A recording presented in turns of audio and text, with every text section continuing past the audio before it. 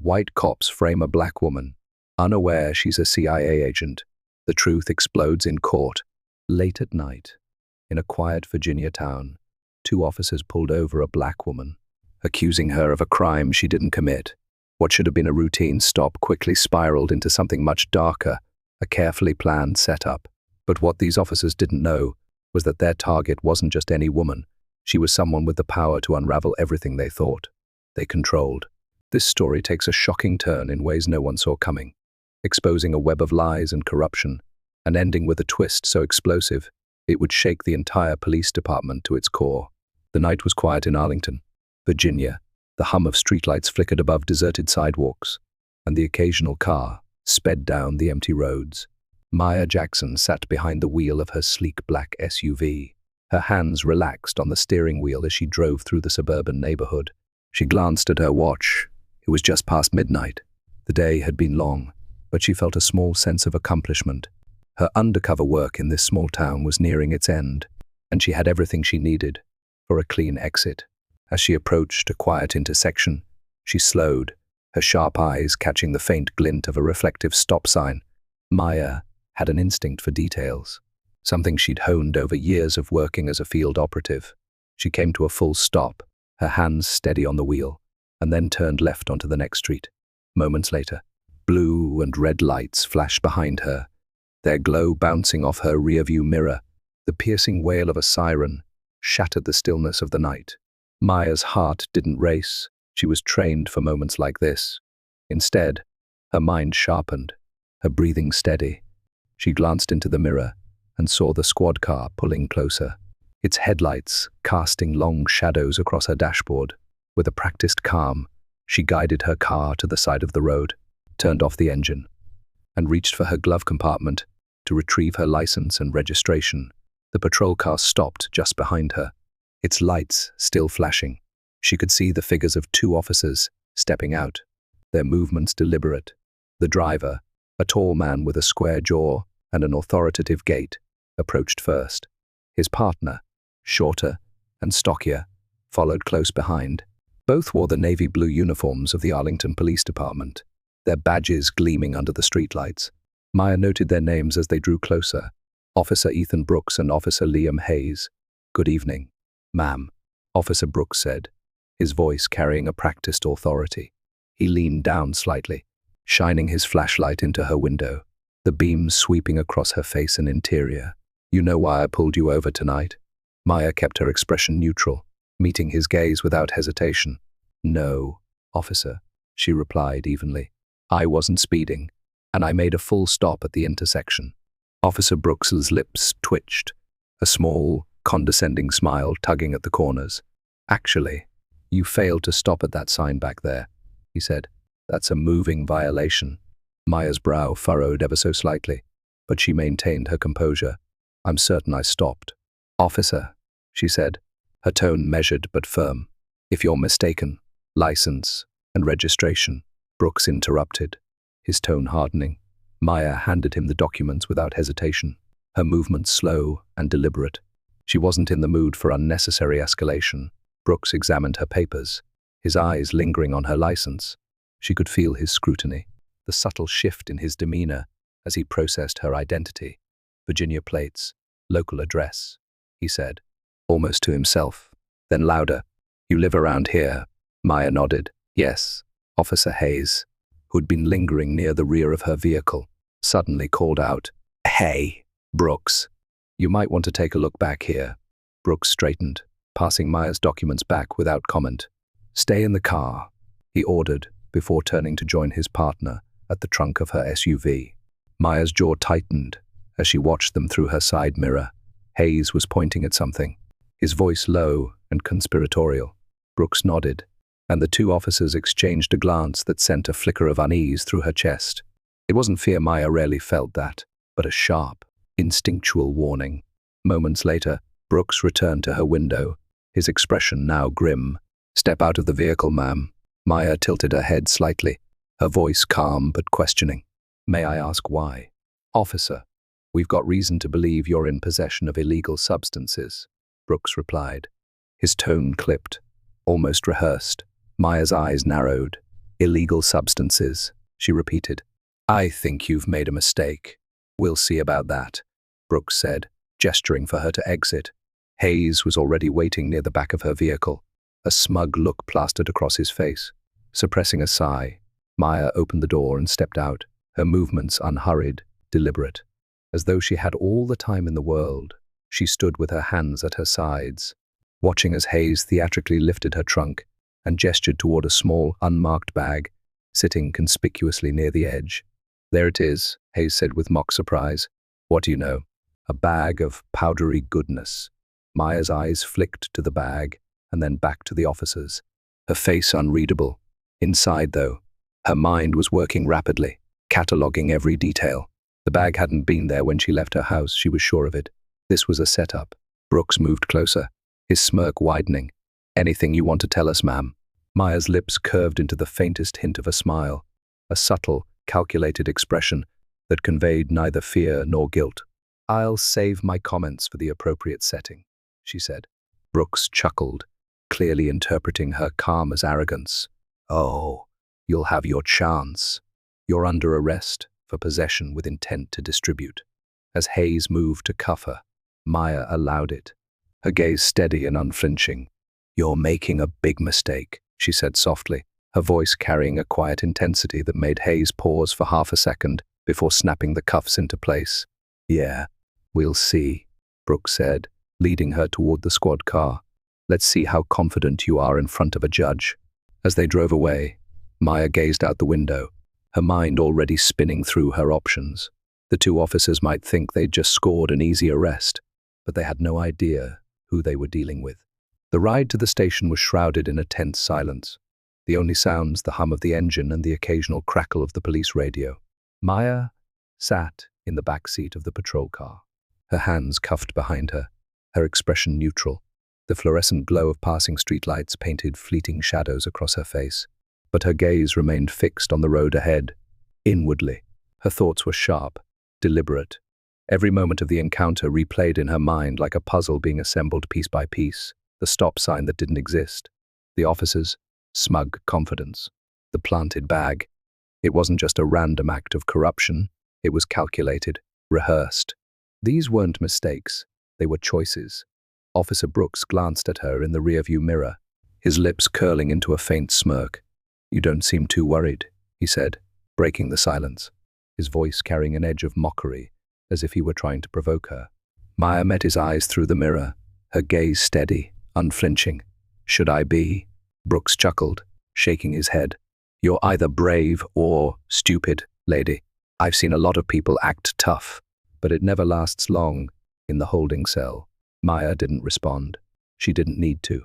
She knew men like Brooks, all too well used to power, to bending the rules to their advantage, to walking away without consequence. For now, she let him believe he was in control.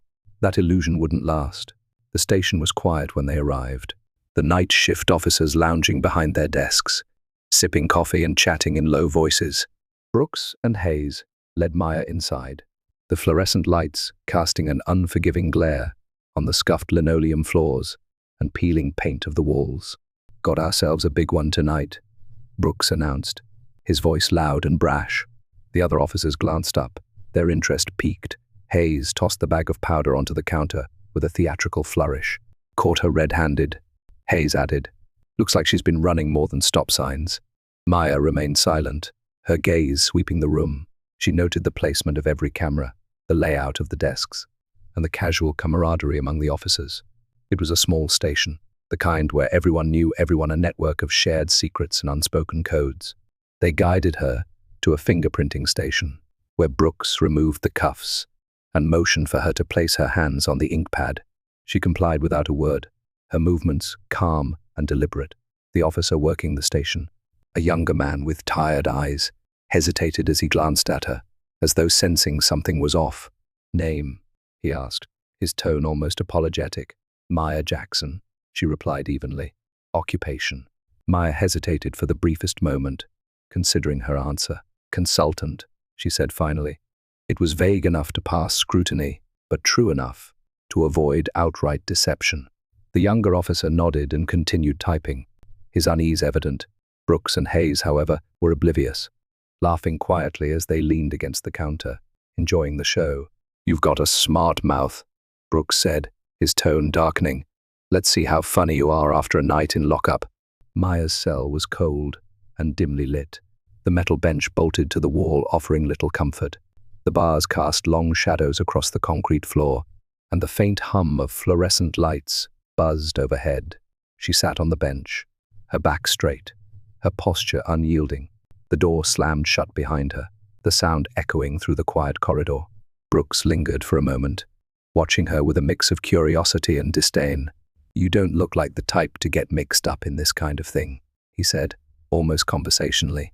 "But don't worry, the courts love a good sob story. Maybe they'll go easy on you." Maya tilted her head slightly, her gaze locking onto his. "Or maybe they'll see through yours," she said, her tone calm, but laced with an edge that made Brooks shift uncomfortably. He muttered something under his breath and walked away, leaving her alone in the cell. Maya leaned back against the cold metal wall, exhaling slowly. She knew her next steps had to be precise. She wasn't just fighting for her own freedom. She was about to expose something much bigger. The quiet of the cell was broken only by the faint hum of the station's HVAC system. Maya waited, her patience born of years in the field. She knew her absence would be noticed soon enough, and when it was, there would be questions. Her team would find her, they always did. In the meantime, she had to play the part, the calm detainee, the unremarkable woman with nothing to hide. But every passing moment was another opportunity to observe, to gather information.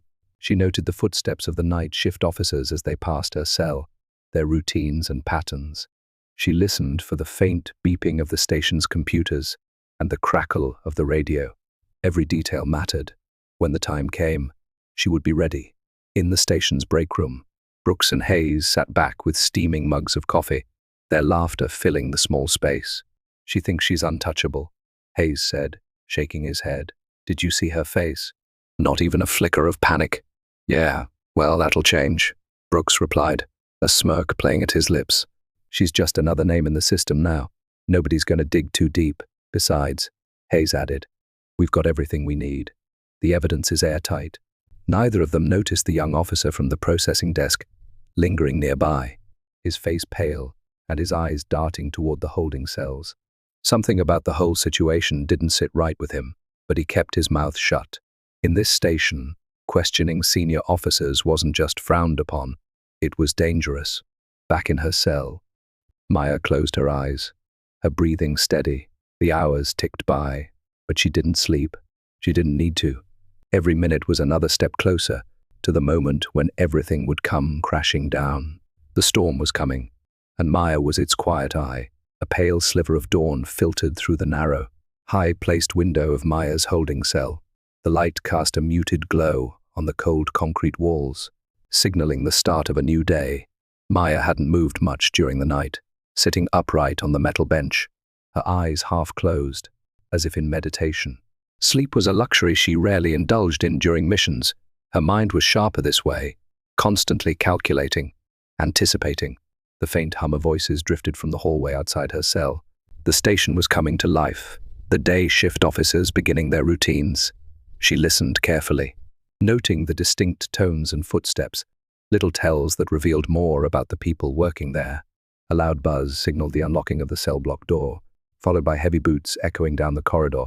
Maya didn't flinch as Officer Hayes appeared in front of her cell, holding a clipboard and wearing his usual smirk. "Morning, sunshine," he said, his voice dripping with mock cheerfulness. "You sleep okay? Or was the cot not 5-star enough for you?" Maya met his gaze without a word, her silence unsettling him more than he'd care to admit. He shifted his weight slightly, glancing down at his clipboard. "You've got a bail hearing this afternoon," he said, tapping the paper with his pen. "But between you and me, I wouldn't get your hopes up. Judges around here don't take too kindly to drug traffickers." She tilted her head, her expression calm but unyielding. "Good to know," she replied softly.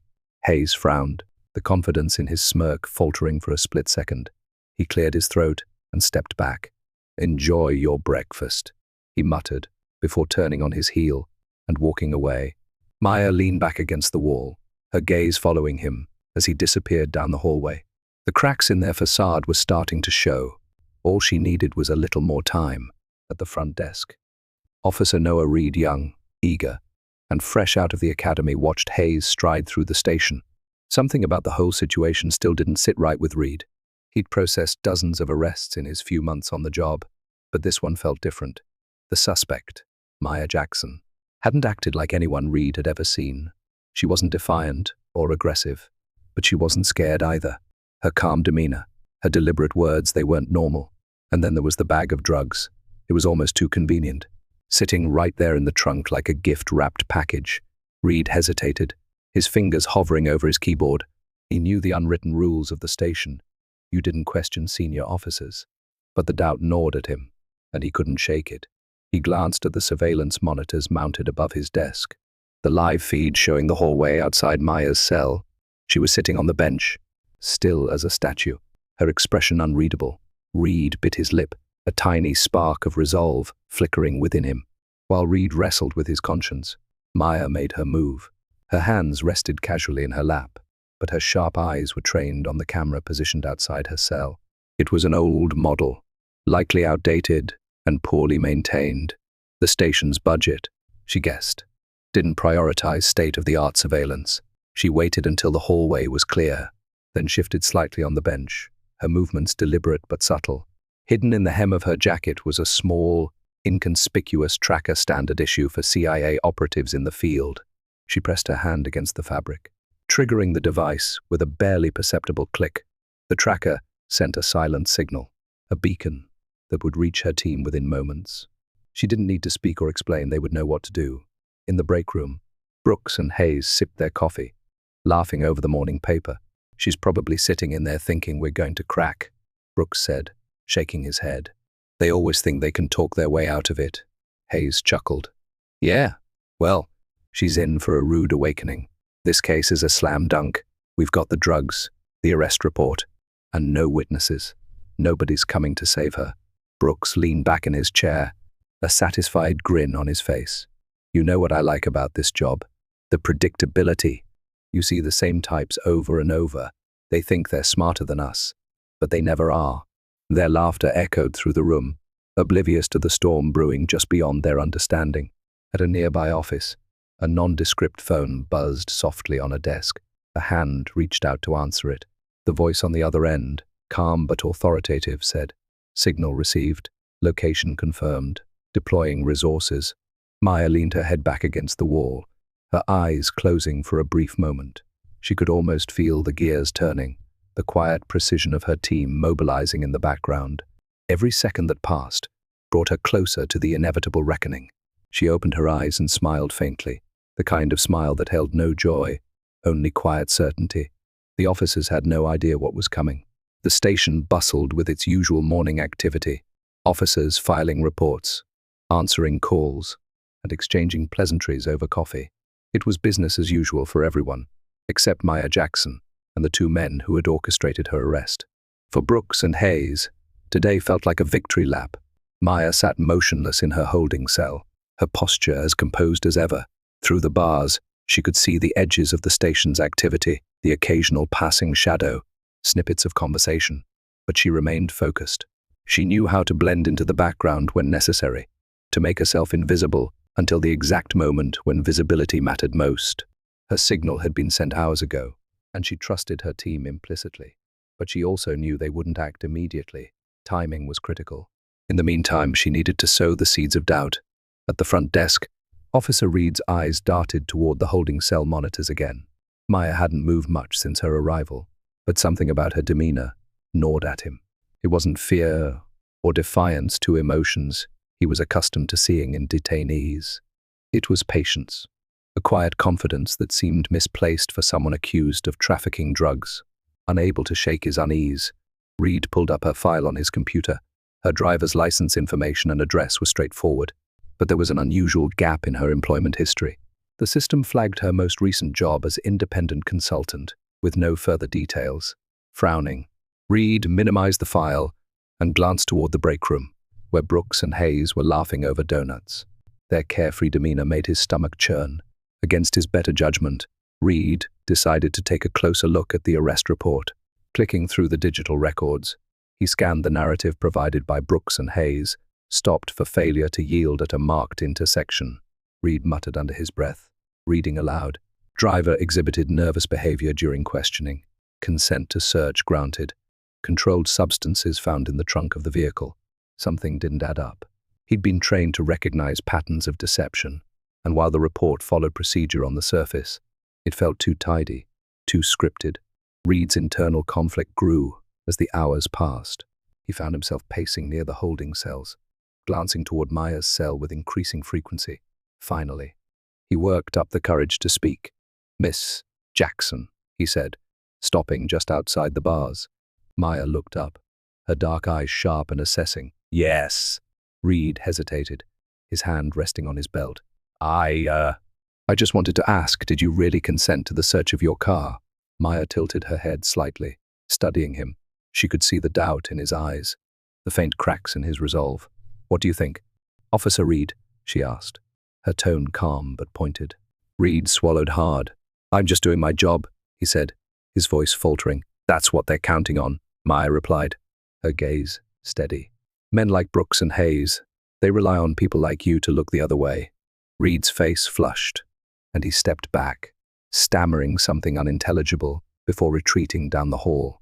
But Maya saw the hesitation in his steps, the conflict etched into his features. The seed had been planted. Meanwhile, in the heart of Arlington, a plain black sedan rolled to a stop outside a nondescript building. Inside, a man in a tailored suit stepped out, his movements deliberate. He was flanked by two other agents, their demeanor professional and alert, eager on extraction. One of the agents asked as they entered the building. The man checked his watch, his expression unreadable. "We'll proceed when she gives the signal. For now, we watch." Inside a secure operations room, live feeds from the police station flickered across several monitors. One screen showed Maya, in her cell, sitting perfectly still. Another displayed the front desk, where Reed was visibly agitated, pacing back and forth. "Looks like the kid's starting to crack," one agent observed. "Good," the man replied. "We'll use it when the time comes." In the break room, Brooks leaned back in his chair, sipping his third cup of coffee. "You see Reed earlier," he said to Hayes. "Kid looked like he'd seen a ghost." Hayes smirked, shaking his head, probably overthinking things. Fresh out of the academy, they always get jumpy around the first big case. "Yeah, well, let's hope he doesn't start asking too many questions," Brooks said, his tone darkening. Hayes shrugged. "Doesn't matter. The evidence is all there, and she's got no alibi. Even if he gets nosy, there's nothing he can prove." Brooks nodded, but a faint flicker of unease crossed his face. For the first time, he considered the possibility that Reed's doubts could be contagious. As the day wore on, the tension in the station began to rise. Maya could feel it, an almost imperceptible shift in the air.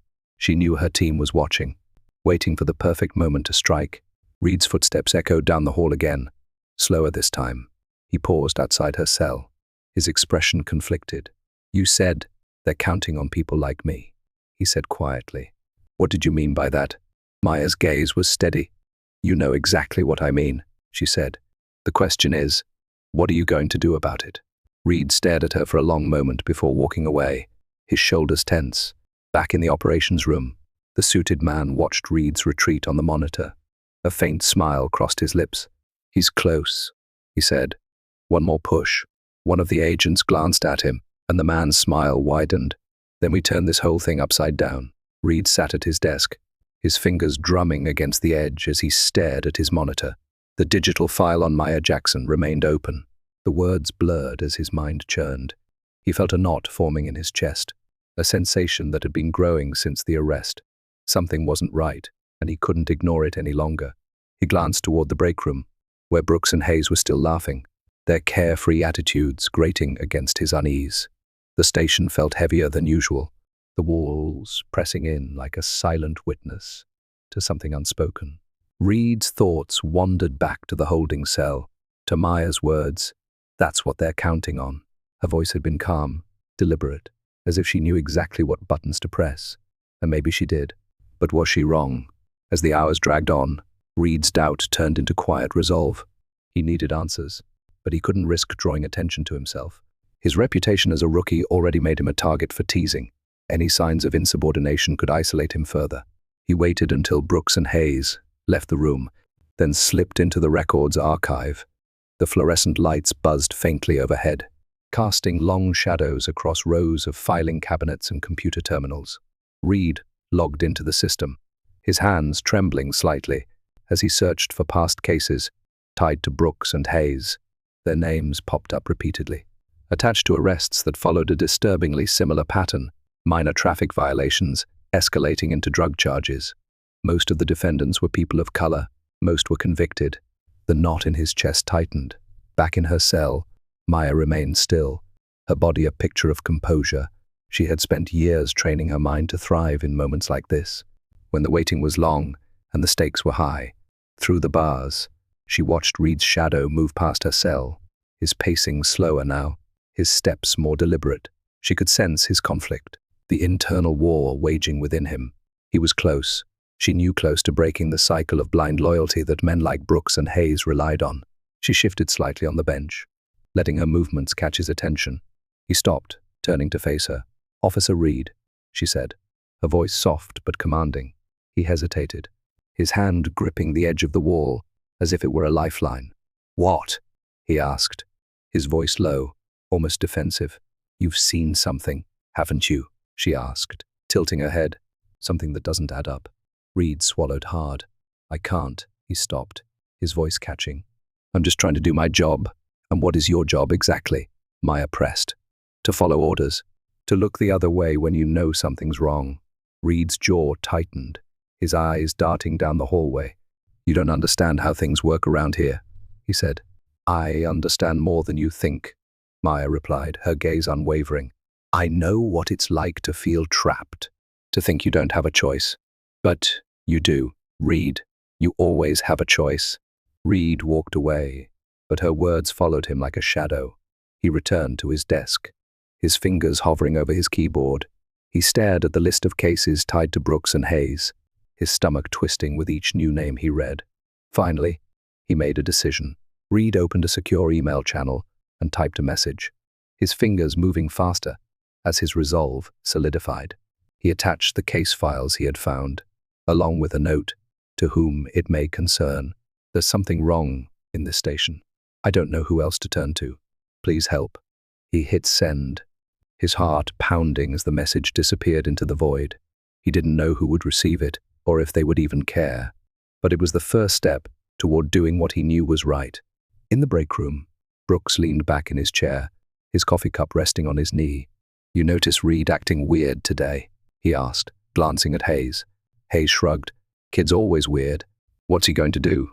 Rat us out?" Brooks smirked, but his eyes narrowed. "Still, keep an eye on him. Last thing we need is some rookie poking his nose where it doesn't belong." That afternoon, as the station hummed with activity, a nondescript black sedan pulled into the lot. Inside the car, Maya's team prepared for their next move. They had intercepted Reed's email, exactly as planned, and now they had what they needed to proceed. "Let's make this clean," the team leader said, adjusting his tie. "No unnecessary disruptions. We need to expose this from the inside." As they stepped out of the car, the sun glinted off their badges. FBI. Inside her cell, Maya smiled faintly as the door to the station opened and the agents walked in. She couldn't see them from her vantage point, but she didn't need to. She knew her team had arrived. The storm was no longer brewing. It was here. The hum of the station fell into an awkward silence as the front doors opened. The agents stepped inside, their movements measured, their black suits crisp, and their badges gleaming under the fluorescent lights. The one in the lead, a tall man with graying hair and a stern expression, approached the front desk, his eyes scanning the room with quiet authority. Officer Reed, seated nearby, froze mid-typing.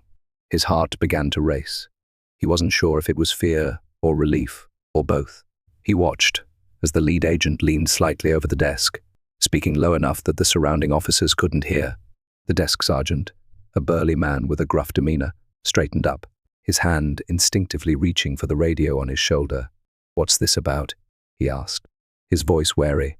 "Federal investigation," the agent replied, his voice steady and clipped. "We need access to your records and holding cells immediately." The sergeant hesitated, his brow furrowing as he exchanged a glance with a nearby officer. The FBI's sudden arrival was unusual, disruptive even, but there was no protocol for outright denial. "Fine," he muttered, gesturing toward the hallway. "Follow me." From his desk, Reed watched the exchange, his palms slick with sweat. He knew, deep down, that the email he'd sent had triggered this, but he hadn't expected a response so soon or so visible. His gaze flicked toward Brooks and Hayes, who were standing near the breakroom door. Their laughter had died, replaced by hushed whispers and furrowed brows. Brooks' eyes locked onto Reed for a split second, and the rookie quickly looked away, focusing on his screen. The air in the station had changed, thick with a tension that felt almost suffocating. Agent Samuel Cole, the lead investigator, stepped into a small, dimly lit interrogation room with his team. A second agent rolled in a cart, carrying a portable server and several hard drives. They wasted no time plugging into the station's network and beginning to sift through its digital archives. Cole leaned against the wall, his arms crossed, watching as lines of code and file names scrolled across the monitor. "Anything?" he asked. The tech agent, a younger woman with sharp eyes, nodded. "Plenty. Their case files are riddled with inconsistencies, repeated arrests, identical narratives, gaps in procedure. This isn't just bad policing, it's systemic." Cole's jaw tightened. "Pull everything. I want every record, every report, and every piece of evidence tied to those two." In her cell, Maya heard the faint murmur of activity beyond the hallway. She could feel the shift, the subtle ripple that signaled her team's presence. The waiting was almost over. She shifted slightly on the bench, her hands resting on her lap. The cuffs she'd worn earlier had left faint red marks on her wrists, but she didn't pay them any mind. Her focus was on the moment ahead, the moment when the truth would no longer be hidden. In the break room, Brooks paced back and forth, his coffee forgotten on the counter. Hayes leaned against the wall, his arms crossed, watching his partner with a growing sense of unease. "You think this is about her?" Hayes asked finally, his voice low. Brooks stopped, glaring at him. "Of course it's about her. Why else would the feds be here?" Hayes shifted uncomfortably. "You think they know?" Brooks scoffed, but there was no conviction in his voice. "No, there's nothing to know. Everything we did was by the book." "Yeah," Hayes muttered. "Sure." Agent Cole emerged from the interrogation room, flanked by two other agents. He carried a folder filled with printed reports, the weight of evidence in his hands. He made his way through the station, his expression unreadable. As he approached the bullpen, his gaze locked onto Brooks and Hayes, who froze mid-conversation. The agents moved with purpose, positioning themselves like sentinels around the room. "Officers Ethan Brooks and Liam Hayes," Cole said, his voice cutting through the air like a knife. "We need to speak with you." Brooks tried to play it cool, forcing a smirk as he stepped forward. "What's this about?" he asked, his tone casual. "We've got nothing to hide." Cole didn't blink. "Good. Then you won't mind answering a few questions." The room fell silent as the agents led the two officers toward the same interrogation room they had occupied moments earlier. Reed watched the scene unfold, his heart pounding. He could see the cracks forming in Brooks's facade, the tension in Hayes's shoulders. The once confident duo now looked more like cornered animals. Minutes later, another agent arrived at Maya's cell. The door buzzed open, and the agent stepped inside, his face neutral but his tone respectful. "Miss Jackson," he said, "you're free to go." Maya stood, her movement smooth and deliberate. She met the agent's gaze, nodding slightly as she stepped out of the cell. The hallway seemed brighter now, the oppressive weight of the station lifting as she walked toward the front desk. As Maya passed by Reed's desk, their eyes met briefly. He opened his mouth to speak but hesitated, the words caught in his throat. She stopped, turning to face him fully. "Thank you," she said quietly, her voice carrying an unspoken understanding. Reed's chest tightened. He gave a small nod, his hands gripping the edge of his desk. He didn't know what would come next, but for the first time since joining the force, he felt like he had done something that mattered.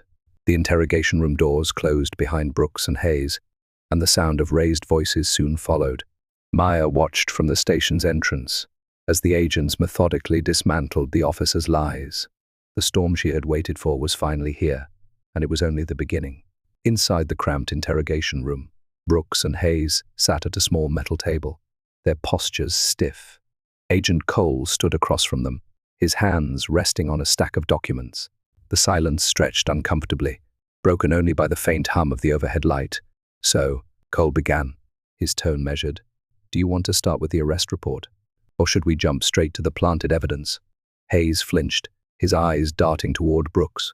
"We don't know what you're talking about," Brooks said firmly, his voice laced with defiance. Cole didn't flinch. Instead, he opened the folder, pulling out a series of printed photos. He slid them across the table one by one, images from the station's security cameras, showing Brooks and Hayes holding the unmarked bag before Maya's car was searched. Brooks's jaw tightened, but he kept his composure. "That doesn't prove anything," he said. "We were securing evidence." Cole raised an eyebrow, leaning forward slightly. "Really? Because these timestamps show otherwise.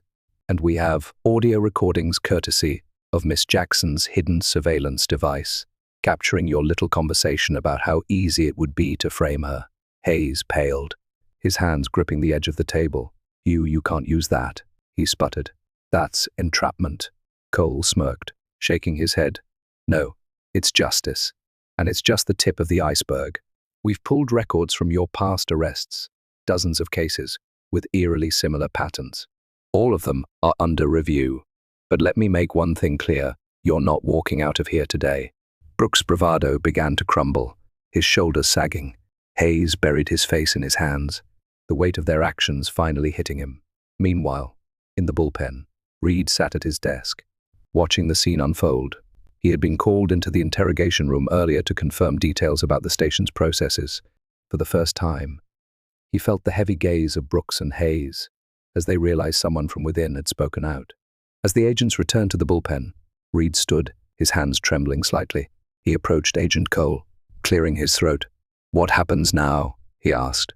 Cole looked at him, his expression softening slightly. "Now we clean house. And you," he paused, studying Reed's face. "You did the right thing." Reed nodded, a small wave of relief washing over him. For the first time since joining the force, he felt a sense of purpose. Maya stood near the station's entrance, watching as Brooks and Hayes were led out in handcuffs. The once smug officers now looked defeated, their eyes downcast. As they were escorted past their colleagues, the station buzzed with quiet murmurs, officers exchanging stunned glances as the reality of the situation sank in. Agent Cole approached Maya, his expression neutral but respectful. "We've got everything we need," he said. "Your work here is done." Maya nodded, her composure unbroken. "Good. Make sure it sticks." Cole smiled faintly. "It will." As Maya stepped outside, the crisp air hit her face, carrying with it a sense of finality. The weight she had carried for weeks began to lift, replaced by the quiet satisfaction of knowing justice had been served. In the days that followed, the fallout from the investigation sent shockwaves through the town. Brooks and Hayes' arrests were headline news, their faces plastered across every screen. The charges against Maya were formally dropped, and the cases tied to the officer's misconduct were reopened. The station underwent a massive overhaul, with several officers resigning under scrutiny. Reed, now viewed as a whistleblower, received mixed reactions from his colleagues, but he held his head high, knowing he had made the right choice. Weeks later, Maya sat on a park bench, a steaming cup of coffee in her hands. The autumn leaves rustled around her, their vibrant colors a reminder of change.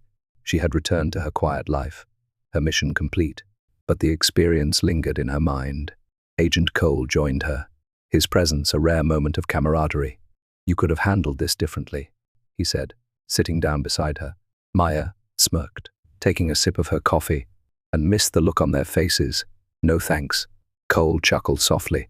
"You've got a knack for making things memorable." They sat in companionable silence for a while, the weight of their work momentarily forgotten.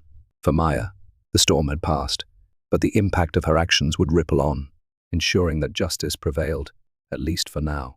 The news spread like wildfire. Within hours of Brooks and Hayes' arrest, every local and national outlet had picked up the story. Police corruption exposed. FBI takes down dirty cops in Arlington, read the bold headline on one major news site. Footage of the officers being led out in handcuffs played on a loop, their faces grim, stripped of the arrogance they had worn so openly. Maya Jackson's name was kept out of the media intentionally, a calculated decision by her team. The focus needed to remain on the systemic issues at the station and the actions of the officers involved, not on her role in uncovering the truth. She preferred it that way. She had no interest in fame, only results. In a sterile, windowless interrogation room at a federal detention center, Brooks and Hayes sat across from their lawyers. Their arrogance had melted into desperation, replaced by the grim reality of their situation. The charges against them were overwhelming, falsifying reports, planting evidence, and abusing their authority in dozens of cases. "This is bad," Hayes muttered, his voice shaking. "They've got everything audio-video, the files. What do we do?" Brooks, usually the more confident of the two, sat in silence, his jaw clenched. "We fight it," he said finally, though the conviction in his voice was weak. But their lawyers weren't optimistic. The mountain of evidence was insurmountable, and public outrage had already tipped the scales against them. Plea bargains were their only chance of avoiding decades in prison. Back at the Arlington Police Department, the fallout continued. Internal investigations revealed more officers involved in similar practices, and resignations poured in as higher-ups scrambled to distance themselves from the scandal. The chief of police held a press conference, emphasizing a commitment to transparency and reform. But the damage to the department's reputation was already done. Reed found himself at the center of attention, both praised and ostracized for his role in bringing the corruption to light. Some colleagues avoided him, their loyalty to the old guard still intact, while others quietly expressed their support. Reed didn't care. He had done what was right, and that was enough. A week after her release, Maya met Reed in a small diner on the outskirts of town. The atmosphere was quiet, almost serene, a stark contrast to the chaos they had both endured. Reed sat across from her, fidgeting with his coffee cup. "I wasn't sure you'd show up," he admitted, his voice low. Maya raised an eyebrow, a faint smile playing on her lips. "You earned this conversation," she said.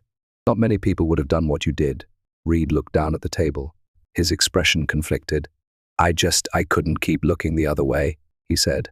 "But honestly, I don't know if it made a difference. The department's still a mess. And people like Brooks and Hayes, there are more of them out there. It made a difference to the people they hurt." Maya replied firmly. "And it made a difference to you. Don't underestimate that." Her words seemed to ease some of his tension, and for the first time, he allowed himself a small smile. "What about you?" he asked. "What happens now?" Maya leaned back in her chair, her expression unreadable. "Now I move on to the next mission. There's always another fight." Months later, Brooks and Hayes stood in court, their fates sealed. They pled guilty to multiple charges, each receiving a lengthy prison sentence. Their careers were over, their reputations destroyed. For the first time, they faced the consequences of their actions. The cases they had built on lies were overturned, and innocent people were exonerated. Community leaders rallied for deeper reforms, using the scandal as a catalyst for change. In a quiet moment, Maya sat in her sparsely furnished apartment, packing a small bag. A dossier lay open on the table, filled with details of her next assignment.